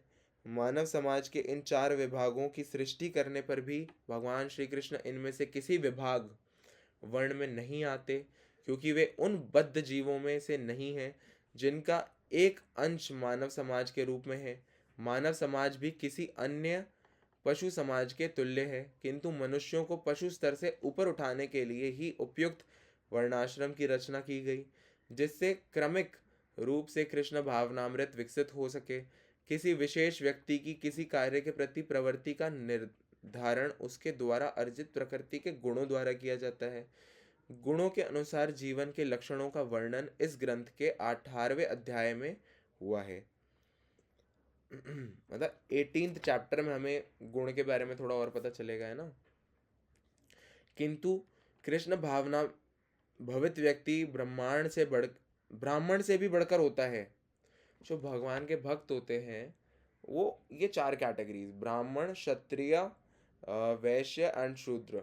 ब्राह्मण का मतलब है सतोगुणी, है ना। क्षत्रिय का मतलब है रजोगुणी, and Vaishya are the mixture of both, and the last one is Shudra, वो तमोगुणी कहलाते हैं। लेकिन जो भगवान के भक्त होते हैं वो इन सारे गुणों से भी ऊपर होते हैं, जैसा कि हमने पहले जो छोटी बुक्स है प्रभुपाद की उनमें पढ़ा है। जो भगवान की डिवोशनल सर्विस है, कोई कह सकता है ये सात्विक है, सतो गुण है, इसमें हम सतोगुणी है सब। लेकिन जो भगवान की सेवा है ना, भगवान की भक्ति, वो दिव्य है। दिव्य मतलब इन तीनों से भी ऊपर है, ट्रांसेंडेंटल है, तो वो इनके अंतर्गत नहीं आती है।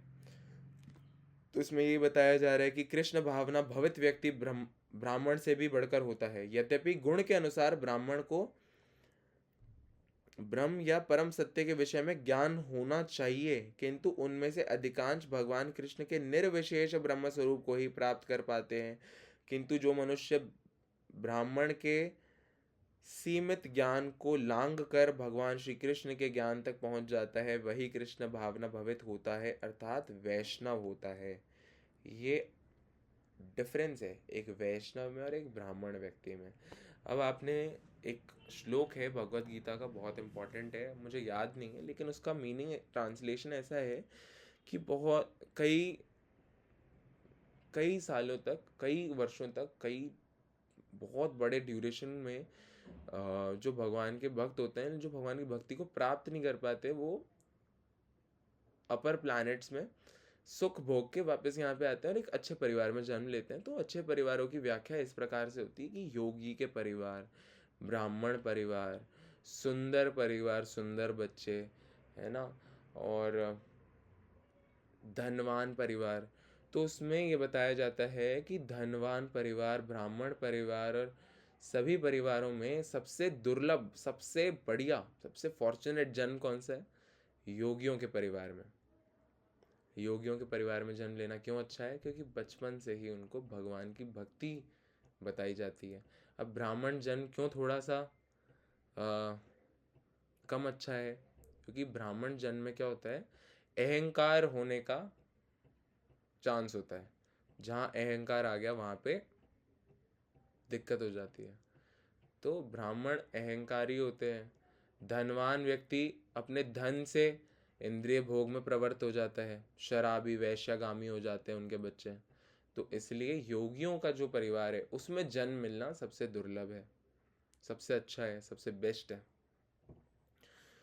तो जो यद्यपि गुण के अनुसार ब्राह्मण को ब्रह्म या परम सत्य के विषय में ज्ञान होना चाहिए, मतलब गुण के अनुसार तो एक ब्राह्मण व्यक्ति को होना चाहिए भगवान का ज्ञान, लेकिन उनमें से जो मेजॉरिटी है भगवान कृष्ण के निर्विशेष ब्रह्म स्वरूप को ही प्राप्त कर पाते हैं, मतलब इम्पर्सनल, भगवान के निराकार रूप को ही समझते हैं। किंतु जो मनुष्य ब्राह्मण के सीमित ज्ञान, लिमिटेड नॉलेज को पार करके भगवान कृष्ण की एक्चुअल नॉलेज तक पहुंचता है, वही कृष्ण भावना भवित यानी कि वैष्णव होता है। कृष्ण भावनामृत में कृष्ण के विभिन्न अंशों यथा राम, नरसिंह, वराह आदि का ज्ञान सम्मिलित रहता है, और जिस तरह कृष्ण मानव समाज की इस चातुर्वर्णीय प्रणाली से परे है, उसी तरह कृष्ण भावना भवित व्यक्ति भी इस चातुर्वर्ण्य प्रणाली से परे होता है। हरि बोल। चाहे हम इसे जाति का विभाग कहें, चाहे राष्ट्र अथवा संप्रदाय का, एक भगवान का भक्त भी इन सबों में अलग होता है, इन सबों में सर्वश्रेष्ठ होता है। एक और श्लोक पढ़ना है या एंड कर दे सेशन? एंड के लिए भी बोल सकते हैं ना, क्योंकि आधे थम्स अप तो आ ही नहीं रहे, तो जो नहीं कर रहे हैं वो डाउन करेंगे तो वो विजिबल हो जाएंगे। चलिए, मुझे लगता है कि एंड कर देना चाहिए।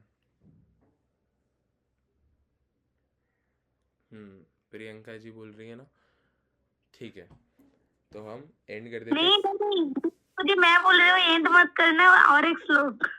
अच्छा, ऐसे कह रहे हो आप? ठीक है, एक और श्लोक पढ़ लेते हैं ना। आज हमने कितने श्लोक? 3 श्लोक ही पढ़े हैं आज हमने, चौथा पढ़ लेते हैं हम।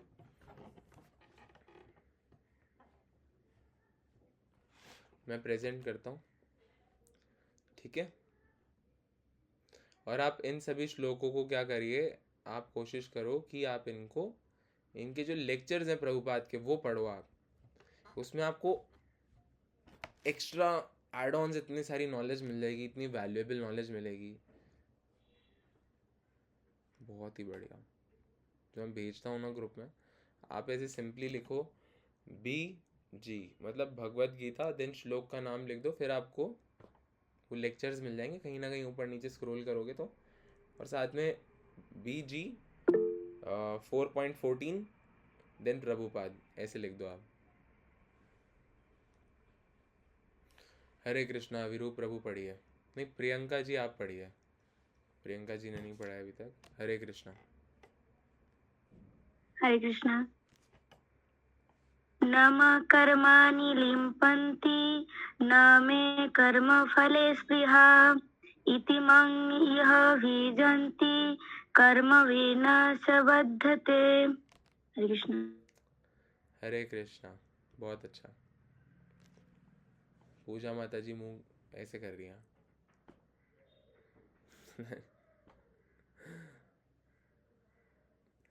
मुझ पर किसी कर्म का प्रभाव नहीं पड़ता, ना ही मैं कर्म फल की कामना करता हूँ। जो मेरे संबंध में इस सत्य को जानता है, वह भी कर्मों के फल के पाश में नहीं बंधता। पाश क्या होता है? ट्रैप। ट्रैप, सही है। पाश, आई थिंक पाश एक है ना पर्टिकुलर ट्रैप को ही बोलते हैं, पाश। चेक ही कर लेते हैं एक बार। लूप, पाश का मतलब होता है लूप में नहीं फंसता, ठीक है? तो एग्जैक्ट मीनिंग लूप रहेगा। लूप भी एक काइंड ऑफ ट्रैप ही होता है। तो भगवान कह रहे हैं कि मुझ पर किसी कर्म का प्रभाव नहीं पड़ता, ना ही मैं कर्म फल की कामना करता हूँ, ना मैं सोचता हूँ कि मैं कुछ करूँ तो मुझे कुछ मिल जाए, क्योंकि भगवान पूर्ण है ना। ये हमें पढ़ने को मिलता है आई थिंक चैतन्य चरितामृत में। पूर्णमिदं पूर्ण ऐसे कुछ होता है श्लोक, मुझे याद नहीं है, लेकिन उसमें बताया जाता है कि भगवान इतने पूर्ण हैं कि उनसे सारी सृष्टि की हर चीज़ की रचना उनसे हो रही है, सब उन्हीं से निकल रहा है, स्टिल वो क्या रहते हैं, पूर्ण रहते हैं। मतलब आपके अकाउंट में 1 करोड़ रुपए, आपने 50 लाख का बंगला खरीद लिया, स्टिल आपके अकाउंट में 1 करोड़ रुपए हैं। अभी भी 1 करोड़ कैसे है? क्योंकि पूर्ण है। पूर्णम इदम पूर्णम ऐसे करके श्लोक है, मैं कभी आपके साथ शेयर करूँगा, है ना, ग्रुप में, या फिर आज ही शेयर कर देंगे उसको। जिस प्रकार इस भौतिक जगत में संविधान के नियम हैं जो ये बताते हैं कि राजा ना तो दंडनीय है, ना ही किसी राज नियमों के अधीन रहता है, उसी तरह यद्यपि भगवान इस भौतिक जगत के सृष्टा हैं, किंतु वे भौतिक जगत के कार्यों से प्रभावित नहीं होते। सृष्टि करने पर भी वे इससे पृथक रहते हैं, जबकि जीवात्मा भौतिक कलापों के सकाम कर्म फलों में बंधी रहती है, क्योंकि उनमें प्राकृतिक साधनों पर प्रभुत्व दिखाने की प्रवृत्ति रहती है। क्या होता है ना, भगवान ने सब कुछ बनाया है, जैसे हम देखते हैं कि कोई राजा होता है, मोनार्क सिस्टम जो होता है, जो राजा का रूल होता है, उसमें राजा के नियम ऐसे होते हैं कि हमारे राजा के बच्चे जो राजकुमार हैं वो कुछ भी करें उनको सज़ा वज़ा नहीं मिलती। जो आम पब्लिक है वो उनको बुलाओ, उनको देंगे सज़ा। तो इसी तरीके से ये तो खैर ये तो बहुत परवर्टेड फॉर्म है। भगवान ने स्वयं सारी सृष्टि की रचना करी है और सारे नियम कायदे सब किस पे लागू होते हैं? जीवात्माओं पे लागू होते हैं, भगवान पे लागू नहीं होते, क्योंकि भगवान इन सबसे परे होते हैं। किंतु वे भौतिक जगत के कार्यों से प्रभावित नहीं होते। सृष्टि करने पर भी वे इसे सृष्टि मतलब इसकी रचना मतलब इसको क्रिएट करने पर भी वे इससे पृथक रहते हैं, इससे अलग रहते हैं। जबकि जीवात्माएं भौतिक कार्यकलापों के सकाम कर्म फलों में बंधी रहती है। लेकिन जीवात्माएं क्या होती है? कुछ काम करना है, उसका रिजल्ट पाना है, कुछ काम करना है, उसका रिजल्ट पाना है ना? और नहीं भी पाना है, कुछ गलत कर रहे हैं, तो प्रकृति के नियम, लॉज ऑफ नेचर आपको कुछ ना कुछ रिजल्ट दे ही देते हैं। तो इसके अंतर्गत कौन आती है? जीवात्मा ही आती है। जबकि जीवात्माएं भौतिक कार्यकलापों के सकाम कर्म फलों में बंधी रहती है, क्योंकि उनमें प्राकृतिक साधनों पर प्रभुत्व दिखाने की प्रवृत्ति रहती है। क्या क्या टेंडेंसी होती है हमारी कि हम मालिक बन जाएं। हम क्या चाहते हैं? मालिक बनना। और कोई बोले कि दास दास बनोगे, दास नौकर बनोगे, नौकर, तो बोलेगा नौकर? पता है किससे बात कर रहे हो तुम? ये कोई तमीज़ होती है बात करने की? तो वास्तव में तो हम सब नौकर ही हैं, लेकिन उस चीज़ को मानना नहीं चाहते। कोई किसी की नौकरी कर रहा है, कोई किसी की सेवा कर रहा है, कोई किसी की सेवा कर रहा है, तो वो इस चीज़ को अपना वो चाहते हैं प्रभुत्व। एक प्रधानमंत्री सोच सकता है मैं देश का राजा हूँ, लेकिन एक्चुअल में वो क्या है? देश का सर्वेंट है, गवर्नमेंट सर्वेंट है ना, नथिंग एल्स। तो इस चीज़ को समझना बहुत ज़रूरी है। किसी संस्थान का स्वामी कर्मचारी के अच्छे बुरे कार्यों के लिए उत्तरदायी नहीं, कर्मचारी इसके लिए स्वयं उत्तरदायी होते हैं। जीवात्माएं अपने अपने इंद्रिय तृप्ति कार्यों में लगी रहती है, किंतु ये कार्य भगवान द्वारा निर्दिष्ट नहीं होते। इंद्रिय तृप्ति की उत्तरोत्तर उन्नति के लिए जीवात्माएं संसार के कर्म में प्रवृत्त हैं और मृत्यु के बाद स्वर्ग सुख की कामना करती रहती है। तो लोग क्या करते हैं? इसी मटेरियल वर्ल्ड में ज़्यादा से ज़्यादा इंद्रिय तृप्ति के लिए काम में लगे रहते हैं, और मरने के बाद उन्हें क्या चाहिए? हेवनली लाइफ चाहिए, स्वर्ग का सुख चाहिए। स्वयं में पूर्ण होने के कारण भगवान को तथाकथित स्वर्ग सुख का कोई आकर्षण नहीं रहता। भगवान क्या है? देखो यहाँ पे पता चलता है, स्वयं में पूर्ण होने के कारण भगवान को तथाकथित स्वर्ग सुख का कोई आकर्षण नहीं रहता। भगवान के लिए स्वर्ग का सुख क्या? कुछ भी नहीं है। स्वर्ग के देवता उनके द्वारा नियुक्त सेवक हैं। स्वर्ग में जो देवता हैं वो भी भगवान के द्वारा सिलेक्टेड सर्वेंट हैं। स्वामी कभी भी कर्मचारियों का सा निम्न स्तरीय स्वामी कभी भी कर्मचारियों जैसा सुख नहीं चाहते। होता है कभी ऐसा कि एक कंपनी के सीईओ हैं और सीईओ क्या कह रहे हैं कि मुझे तो मैनेजर लेवल की सैलरी चाहिए, या फिर मुझे तो जो गार्ड खड़े होते हैं कंपनी के बाहर उनके जैसी लाइफ चाहिए, या उनके जैसी लाइफ को वो अडोर कर रहे हो। उनको तो लगता है कि सबको काम में लगा रखा है ना, वो तो स्वयं में पूर्ण होते हैं। तो इसी तरीके से भगवान क्या है? वो स्वयं में पूर्ण है, उनको किसी चीज़ की इच्छा नहीं है इस भौतिक जगत में। स्वामी कभी भी कर्मचारियों का सा निम्न स्तरीय सुख नहीं चाहता, वह भौतिक क्रिया प्रतिक्रिया से पृथक रहता है। उदाहरणार्थ, पृथ्वी पर उगने वाली विभिन्न वनस्पतियों के उगने के लिए वर्षा उत्तरदायी नहीं है। यद्यपि वर्षा के बिना वनस्पति नहीं उग सकती। वैदिक स्मृति से इस तथ्य की पुष्टि इस प्रकार होती है।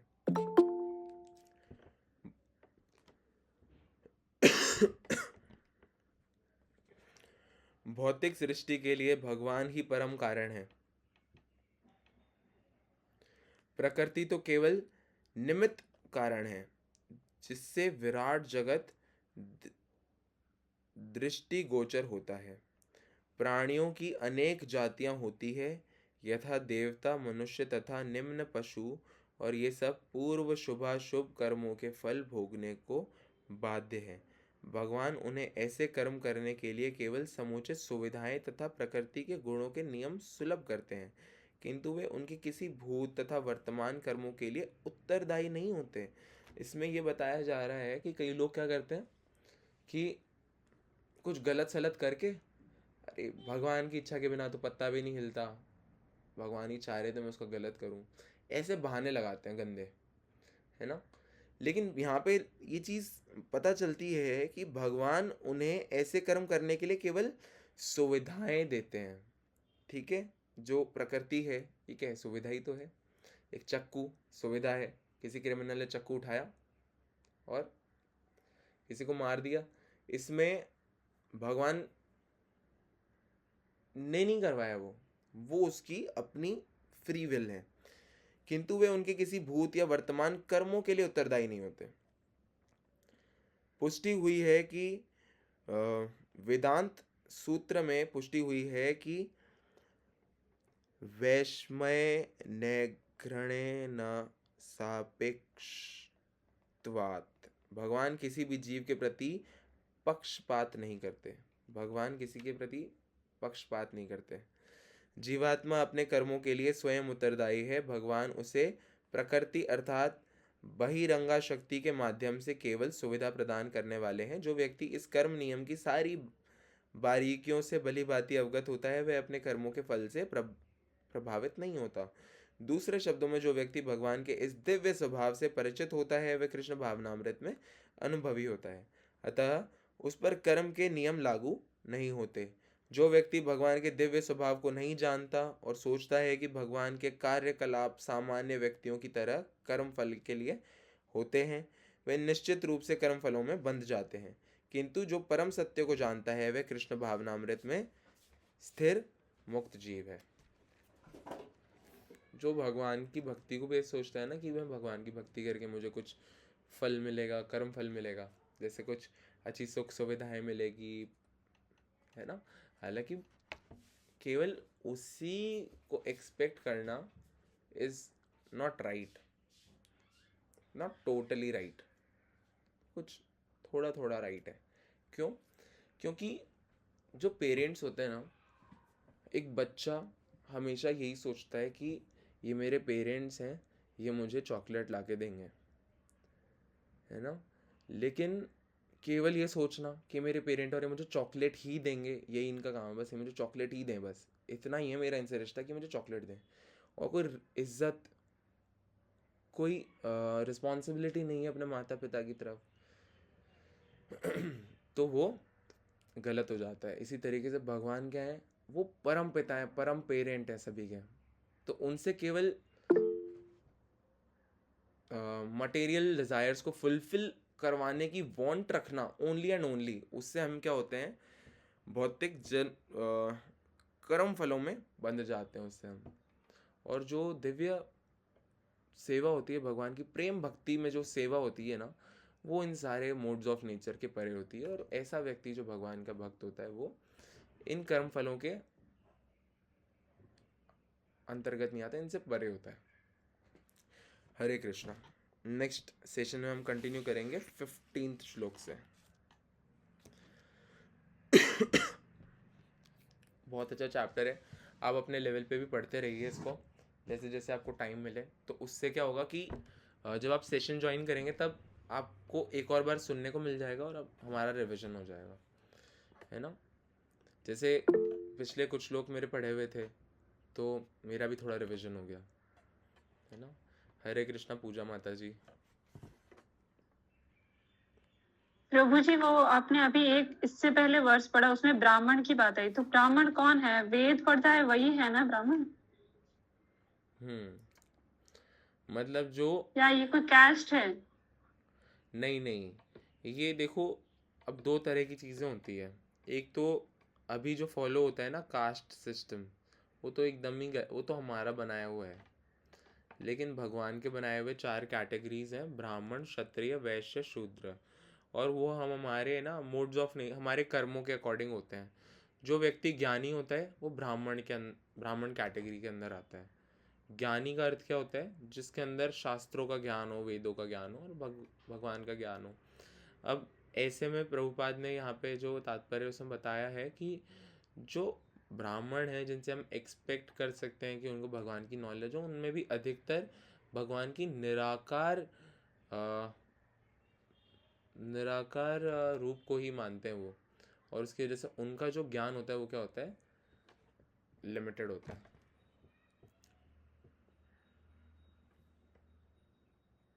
हरे कृष्णा। चलिए अब डिस्कशन का टाइम है, तो कुछ डिस्कस करना है हमें।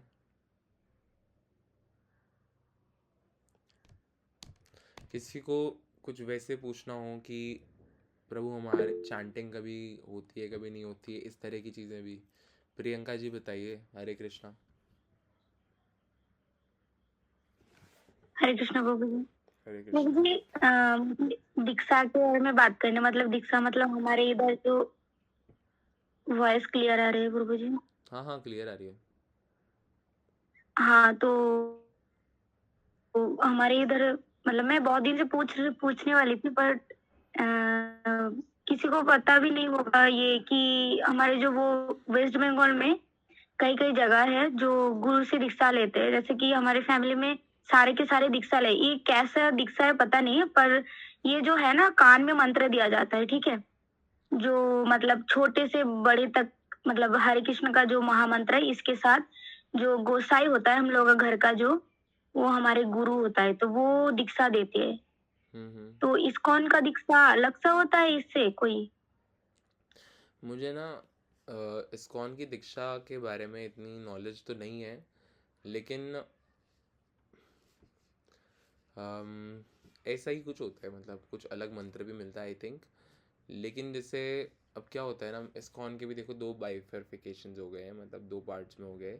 एक जो प्रभुपाद को मानते हैं और एक जो नए प्रभुपाद के बाद के गुरुओं को भी मानते हैं, जो प्रभुपाद से दीक्षित हैं या उनके बाद जो दीक्षित हैं, उनके बाद जो दीक्षित हैं, इस तरीके से वो उनको भी मानते हैं। तो मैं इस तरफ आता हूँ जहाँ पे प्रभुपाद को ही गुरु माना जाता है, और प्रभुपाद को ही मतलब ओनली एंड ओनली गुरु माना जाता है। ऐसा नहीं है कि दूसरी तरफ प्रभुपाद को गुरु नहीं माना जाता। प्रभुपाद को विश्व गुरु की उपाधि मिली हुई है। लेकिन अब ऐसे में मुझे ये पता है कि जो इस्कॉन प्रैक्टिसेस है ना, उनमें जो नए गुरु हैं वो दीक्षा देते हैं। लेकिन मुझे मेरे साइड का ही प्रॉपर्ली पता नहीं है, और प्रभुपाद से दीक्षा मिलती है। ठीक है, ऐसा कुछ दीक्षा इनिशिएशन सेरेमनी होता है। हमारे हमारे इधर जो ये वाला दीक्षा है, जो वो भी मतलब हमारे जो भी गुरु है, गोसाई है, तो हम लोगों को हरे कृष्ण का जो महामंत्र यही देते हैं। तो ये देने के बाद भी सभी सारे के सारे गले में कंठी पहन के, मतलब मांस मदिरा, मतलब नशा वशा करते हैं, खाना सब कुछ खाते हैं, सब कुछ करते हैं।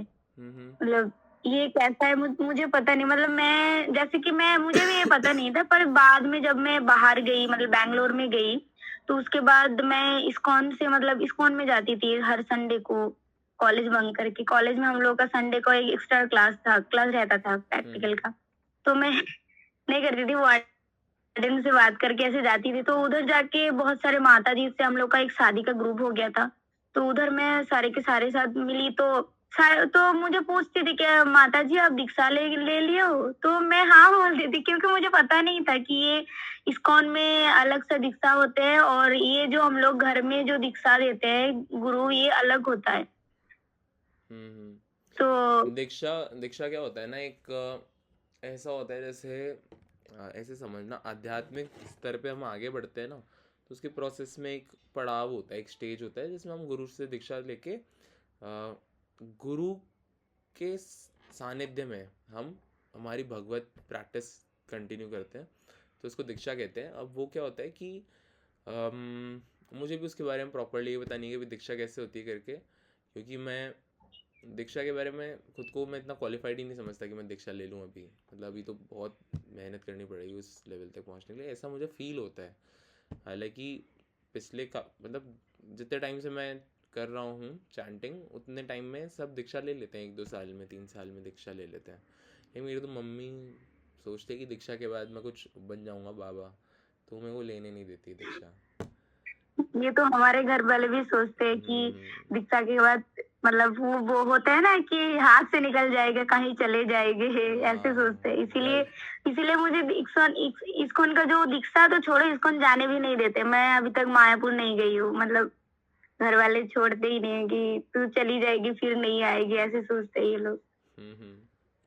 कोई बात नहीं। देखो क्या होता है कि हम दीक्षा होगी हो जाएगी, अभी तो हमें चैंटिंग हमारी स्ट्रॉन्ग करनी है। जैसे डेली हम चैंटिंग रीडिंग स्ट्रॉन्ग करें, फिर उस तरफ थोड़े बढ़े। हालांकि मैं आपको मतलब मैं ये दीक्षा वाला पार्ट भी एक बार प्रभु से पूछ के बताऊंगा कि कैसे भी दीक्षा कैसे होती है करके। हाँ मतलब जानना था कि ये कान में जो मंत्र होता है, और एक, हाँ मैं एक बार हमारे इधर आपको पता ही होगा, वेस्ट बंगाल में एक पुरी का नए धाम मतलब बनाया गया है। ठीक है, आपको सुना हो? आपको दीघा, दीघा में, हमारे इधर वेस्ट बंगाल में, सुना है आपने? अभी सुना मैंने आपसे। अच्छा नहीं मतलब सबको पता है, इसीलिए मैंने पूछा कि आपको पता है कि नहीं। मतलब हमारे इधर एक नया पुरी में, जैसे पुरी है ना, पुरी धाम, तो वैसा ही एक बना है हमारे दीघा में। तो उधर मैं गई थी, उधर बहुत सारे मतलब इस्कॉन के लोग जो मायापुर में रहते थे वो अभी उधर आ गए। तो वो प्रभु जी मुझे पूछ रहे थे मेरे माथे पे तिलक देख के कि आप दीक्षित हो। तो मैंने बोला कि हाँ, बट मैं वो कान में जो मंत्र है वो, तो वो बोला कि नहीं, ये दीक्षा नहीं होता है, ये बस मंत्र दिया जाता है, दीक्षा अलग से इस्कॉन में होता है। तो दीक्षा के बारे में अभी मुझे भी पूरा प्रॉपर, खैर वो दीक्षा, वो भी दीक्षा ही होती है, ऐसी बात नहीं है कि वो दीक्षा नहीं होती। दीक्षा का अगर आप मीनिंग पे जाओगे ना, तो उसका मतलब ये होता है कि गुरु से एक मंत्र लेना और गुरु का आश्रय लेना एक तरीके से। अब गुरु को गुरु बना लेना एक तरीके से, प्रॉपर गुरु बना लेना। जैसे होता है ना कि हम शादी करके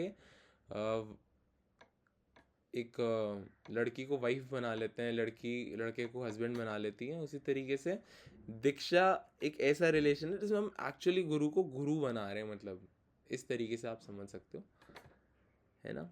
क्योंकि एक तो होते हैं हमारे ब्लड रिलेशन, पैदा होते ही हम मम्मी और पापा को बना लेते हैं। अब हमें ऐसे नहीं करना कि मम्मी आ जाओ, हम मम्मी वाली सेरेमनी रखते हैं, फिर आप मेरी मम्मी बन जाओगे। लेकिन गुरु को गुरु बनाने के लिए हमें एक प्रोसेस होता है कि अब आप मेरे गुरु हैं, अब आप जो कहेंगे वो आपकी वाणी मेरा सर्वप्रथम धर्म है भक्ति के मार्ग में। तो अभी जो आप चैट बॉक्स में लिख रहे हैं उसके लिए मैं आपको एक और श्लोक बताना चाहता हूँ, जो कि है उपदेशामृत से। जो पहला श्लोक है, आप में से कई लोगों ने नहीं पढ़ा होगा ये, हालांकि पूजा माता जी ने पढ़ा है, अभी वो चैट बॉक्स में बोलने वाली होगी। हम बता देता हूँ आपको कि क्या क्या लिखा है ये, है ना। उससे आपको थोड़ा और एक बढ़िया क्लैरिफिकेशन मिलेगा। वाचो वेगम, वाचो वेगम मनसः क्रोध वेगम, जिह्वावेगम मुदरोपस्थवेगम, एतान् वेगान्यो विषहेत धीरा, सर्वां पीमां पृथ्वीं सशिष्यात्। क्या मीनिंग है कि a sober person who can tolerate the urge to speak, the mind's demand, the actions of anger and the urges of the tongue, belly and genitals, is qualified to make disciples all over the world. यहाँ पे बताया गया है एक गुरु कौन बन सकता है। गुरु कौन बन सकता है? एक ऐसा व्यक्ति जो वेगम का मतलब होता है फोर्स, अर्ज। जो हमारे अंदर से अर्ज होती है ना, इच्छा होती है, बहुत सारी इच्छाएं होती है हमारे अंदर कि हम बोलें। माइंड की भी मन की बहुत सारी डिमांड्स होती है कि ये करें वो करें। गुस्सा होता है। जीभ की भी कुछ वांट्स और डिज़ायर्स होती है। इसी तरीके से पेट की, जेनिटल्स की, जिन डिज़ायर्स को, जिन वांट्स को, अर्जेस को जो व्यक्ति टॉलरेट कर सकता है, वो व्यक्ति गुरु बनने के योग्य होता है, और वो व्यक्ति शिष्य, डिसाइपल्स को इनिशिएट करने के लिए क्वालिफाइड होता है। तो ऐसे में तो समझ में आ गया सबको सब कुछ। पूजा माता जी बोल रही हूँ, इसमें कुछ बोलूँ प्लीज़? माता जी आपको प्लीज़ बोलने की ज़रूरत पड़ रही है, आप तो ऐसी माइक ऐसे करके हाँ माता जी बोलिए। एक बार मीनाक्षी माता जी को बोलने देते हैं। मीनाक्षी माता जी बताइए। नहीं पूजा माता जी को बोलने दीजिए। नहीं पहले आप। नहीं पहले आप। हाँ मैं ही बोलती हूँ। हाँ आप ही बोलिए।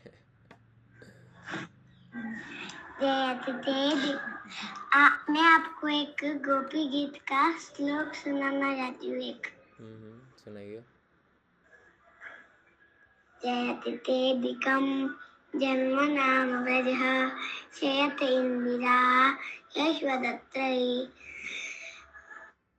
दयितदृशितां दीक्षितावका त्वयिदृतासव स्तां विचिन्वते। हरी बोल, बहुत अच्छा, बहुत बढ़िया, बहुत अच्छा। हरी बोल। हरी बोल, हरी बोल। आपसे कुछ बात करनी थी मुझे। बोलिए। हरे कृष्ण महामंत्र का जप करते हो आप? हाँ। आप है ना रेगुलर जप करो और अच्छे बच्चे बन के रहो, मम्मी की पापा की सारी बातें मानो, अच्छे से पढ़ाई पे ध्यान दो, है ना? ठीक है, करोगे ना? ओके। ओके। और एक्सरसाइज किया करो, डेली दौड़ भाग किया करो खूब। और फ़ोन बहुत गंदा होता है, फ़ोन को ऐसे दूर रखना चाहिए हमसे, बहुत दूर, 300-400 किलोमीटर दूर रखना चाहिए फ़ोन को। आपके घर में फ़ोन है? बहुत दूर दूर रखा करो फ़ोन को अपने से, पास नहीं होना चाहिए फ़ोन बच्चों के, ठीक है? ओके। बोलो ओके। चलो बहुत अच्छा, हरी बोल। टीवी में भी है ना बहुत बेकार बेकार चीज़ें आती है, हमें है ना मतलब खेलना चाहिए, खूब खेला करो। आपका फेवरेट गेम क्या है? गेम खेलती है तो मैं भाई डांटते वो नहीं खेलना, मेरा पसंद गेम खेलेंगे। कौन सा गेम? कौन सा गेम के? लूडो। लूडो? अरे लूडो वूडो नहीं, ऐसे भागने दौड़ने के गेम खेला करो, जैसे फुटबॉल क्रिकेट हो गया, है ना, खो खो हो गया, और बहुत सारी चीज़ें हैं। उनको खेलोगे ना तो आप बहुत स्ट्रांग बन जाओगे, बहुत ताकत आ जाएगी आप में। फिर आप ऐसे एक हाथ से उठा दोगे बाइक और सब। मेरा इतनी भाई तो मुझे मारते हैं। हाँ। मेरा भाई मेरे से भी बहुत बड़ा है, पहलवान बन के बैठा है। अच्छा। तो आप है ना दूध पिया करो। दूध पीते हो ना आप? नहीं। दूध पिया करो फिर 2-2 बार क्यों एक ही दिन में। क्यों मैं क्या पीते हो? तो मम्मी बनाती है इसलिए। क्या बनाती है? जूस। जूस? आप दूध भी पिया करो, 2-2 गिलास पिया करो एक दिन में, घी डाल के। फिर आप पेट और फटेगा, पेट फट जाएगा। कुछ नहीं होगा, आप तो पियो, मस्त दूध पियो और खेलो खाओ खूब मज़े करो। पढ़ाई, 3 काम करने बहुत अच्छे से। पढ़ाई, बताओ क्या? तो डालते भी नहीं। हम्म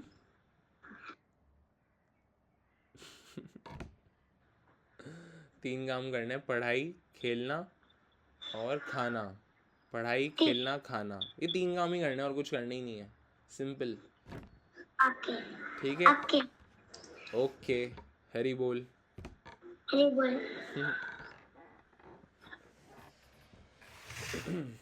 चलिए पूजा माता जी, आप भी बताइए। कोई बात नहीं प्रभु जी, बस बताओ, बच्चे रहने देती हूँ। रहने देते हैं अब वो हम, है मैं ना? उस श्लोक पे बोल रही थी। अच्छा, श्लोक का टेस्ट वो अब हम फिर करेंगे, क्योंकि मुझे पता है कि किसी को भी याद नहीं होगा। हे भगवान प्रभु जी, मैंने याद किया, उसका क्या? कोई बात नहीं माता जी, अब आप नेक्स्ट वाली सेशन तक और अच्छे से याद करो। माता जी आपने याद किया, हम लोग भी याद कर ले, फिर उसके बाद होगा। नेक्स्ट टेस्ट तक जो सिलेबस होगा वो थोड़ा बढ़ जाएगा, 7 श्लोक ऐड हो जाएंगे उसमें, है ना?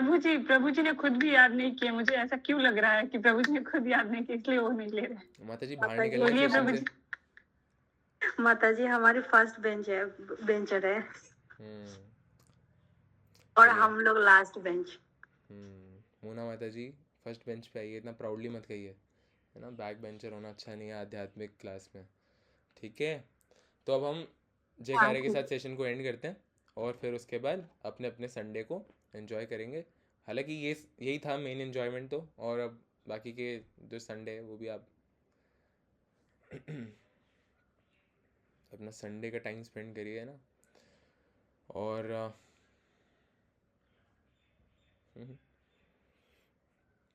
और मिलते हैं आपसे फिर नेक्स्ट संडे को। और हो सकेगा तो आप सभी अगर सुबह जल्दी उठ जाएं तो सुबह हम चैंटिंग सेशन में मिल सकते हैं ना।